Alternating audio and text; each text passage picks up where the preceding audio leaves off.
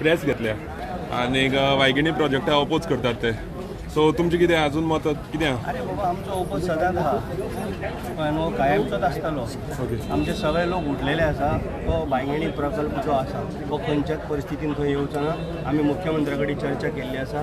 हे हांव तुमकां डायरेक्ट म्हणजे तुमकां आश्वासन दिता की खंयच्याच परिस्थितीन थंय येवचो. मुख्यमंत्र्याचे कितें म्हणणें आसा? मुख्यमंत्री अजून काय उलोवना तेजे? हांव डिस्कस आमच्या मुख्यमंत्र्या कडेन हांवें केल्लें आसा. गॅजेटान येयल्लो तो परत आदल्या तशें हे ओपन करून पळयता पण ते केन्ना सक्सेस जावचें ना. आमी ठाम आसा जे मागीर फुडें आतां आनीक पयर स्टेटमेंट आयकलो ती परिस्थिती तेजी जावपाची. पूण तुमकां बीजेपीच्या पार्टी भितर किती वाद जाता असो दिसता तुमकां? आतां पळय मिनिस्टर निवडून येवचो ना कसं नेक्स्ट इलेक्शन 100% कित्या खातीर मिनिस्टरान तुमकां म्हटलं तुमकां म्हटलं परत निवडून येवची ना म्हणून. तेजी परिस्थिती पण कित्या खातीर अशें दिसता तुमकां सर?